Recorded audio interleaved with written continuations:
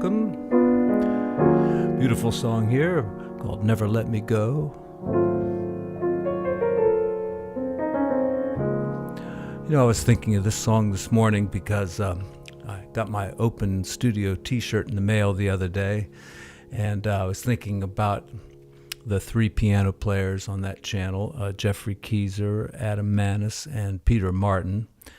Jeffrey Keyser actually produced 2 or 3 albums by my ex-girlfriend, Denise Donatelli, who was nominated for several Grammys. And there's some fine piano players on that channel for sure. So anyway, I thought I'd just give them a little support by ordering a t-shirt. So here it is. It's pretty nice.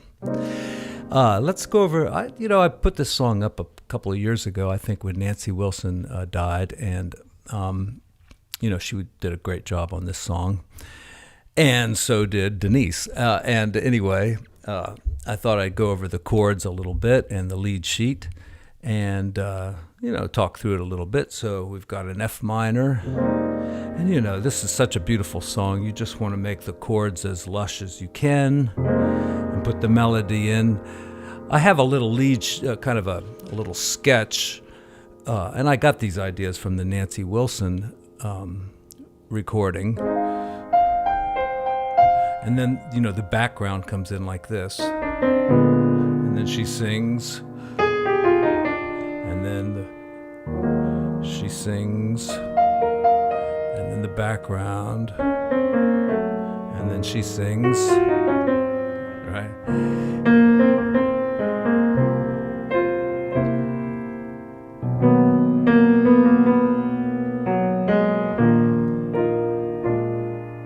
This is a nice change. You're on B flat dominant.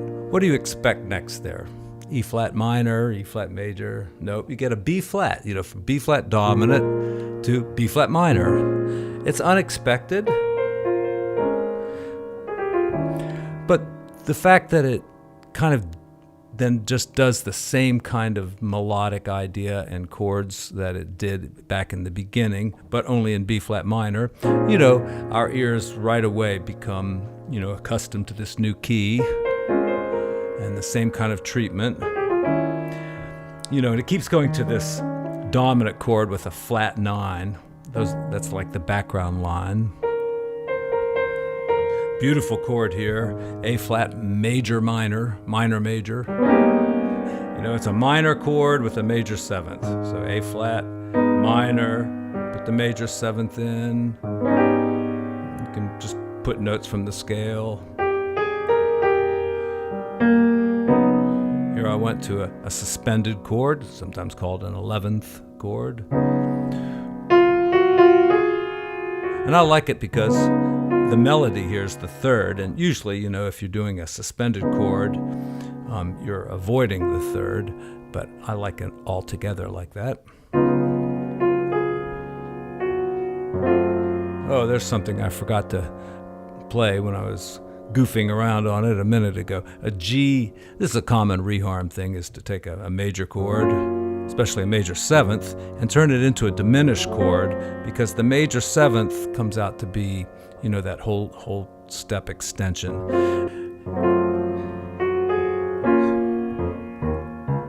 So we get to this, I like to make it a diminished chord there because, with the major 7th as a melody, it's a nice tension on that diminished chord. That's a baritone sax going down there. It is in my mind anyway. Now this is a thing I got from Barry Harris videos.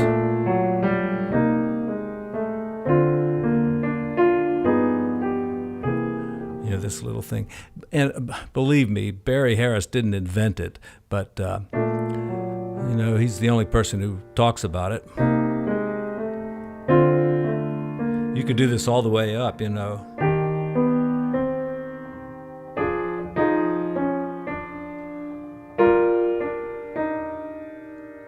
what would the next one be? There's a way to do that. I just can't think what it is. I just do the first steps of it.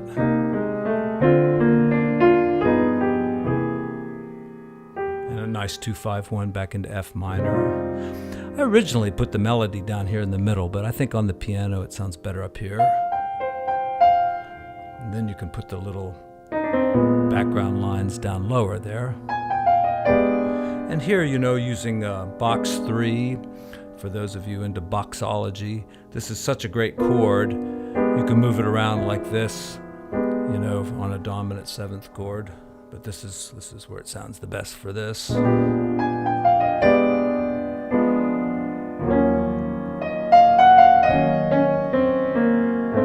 There it is right in there, but I played it as a two-handed thing that time.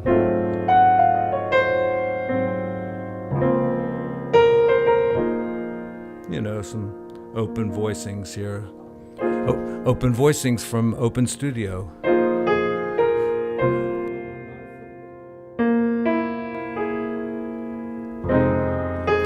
And this is such a climactic. Well, it doesn't have anything to do with climate, but it has something to do with climax. It's a climactic moment.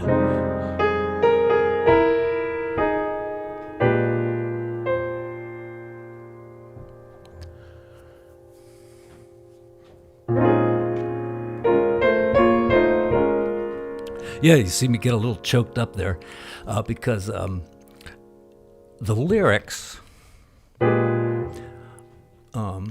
that's a climactic moment for the lyrics as well.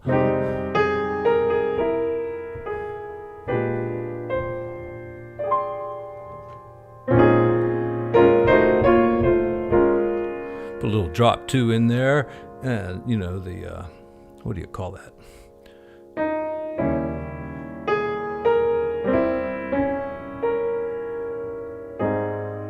And I like the major 7th chord with the root on top and that beautiful flat 9 in there, or sharp. What do you call that? That's a flat 9 interval.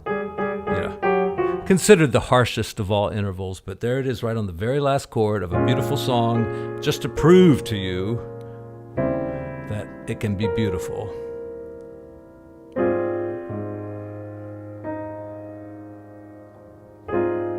Yeah. Kind of nice. If you want to improvise on the song, if we were going to improvise on this song, let's go over the scales. A lot of people kind of say, oh, you shouldn't think about scales when you're improvising, but I beg to differ. So here's F minor, Dorian mode's going to be good. Right? Sounds good. And then when we get to this, that flat 9, diminished scale works great. Here's another minor chord. Again, another Dorian mode, and then another diminished.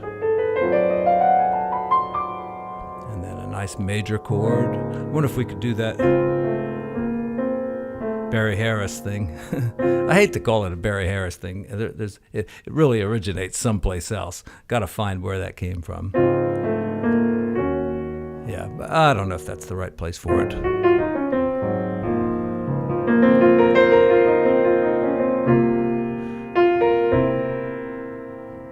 And then this is such a beautiful change. Now, it's a major 7th chord, not in the key of the song. It's a B major 7th there. So I did Lydian mode, right? Anytime, if you're in a major key and like the first chord's C major, that's okay. But if it goes to a D major or something, you almost always want to put in Lydian mode. That's where you just sharp the 4th like that. Usually sounds the best. So let me get you to that B chord real quick, and you'll see what I mean. So.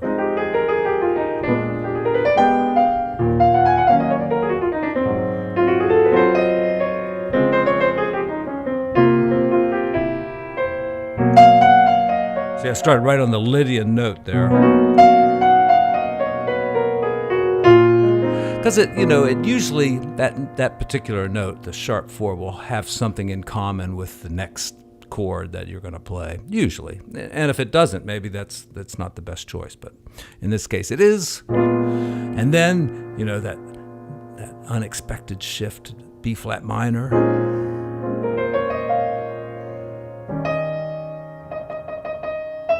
And then E. No, it's the same kind of thing. We've got an E seventh with a flat 9, so the diminished scale.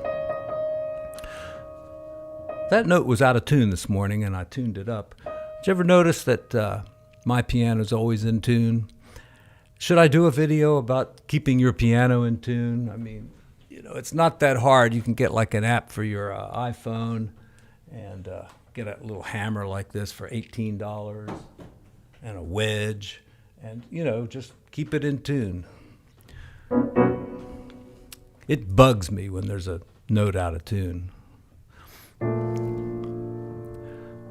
So we're in B flat minor, and we go here. Now, if you improvise and just do scales up and down, that's what it's going to sound like. You've got to find the melodies that are in there, and sometimes they'll take you out of the scale.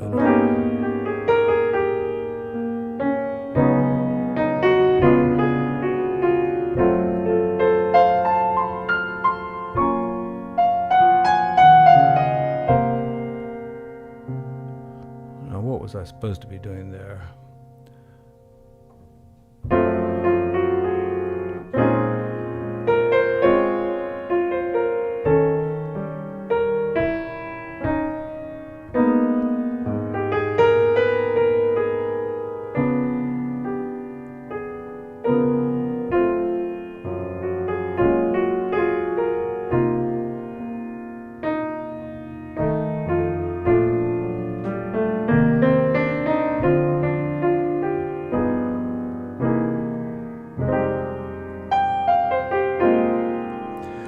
Of course, you can always let the original melody inspire you.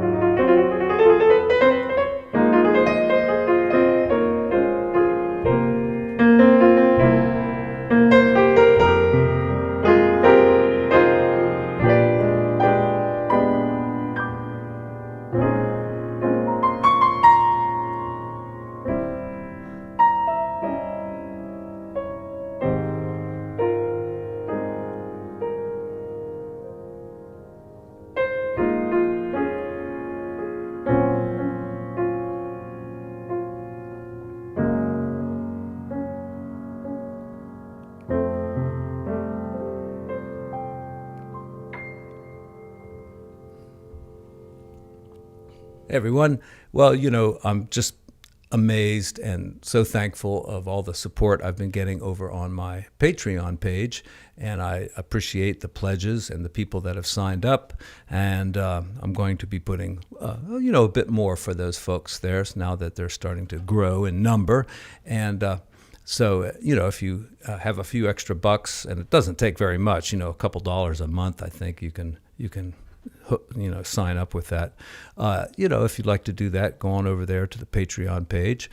But like I've always said, I'll keep most of the stuff right here on YouTube. So I hope to put up some more kind of beginner videos this month. And, of course, I'll put up some special stuff for my Patreon subscribers. It's usually just me goofing around on the piano. And I've got some other things going, too. I've had some time to work on an audio book that was actually a diary from 1836 that was in my family that my parents published, and then my wife read the audio book, and now I'm trying to put some pictures to it and stick it up there on YouTube. So if you see some weird things coming on my channel, don't unsubscribe, because I'll keep doing this stuff always. Got some classical stuff that I got to do too for some of my students, so let me get to that. And thank you again. Good to see you all. I can't really see you, but you can see me, and I know you're out there, so hope you're doing well.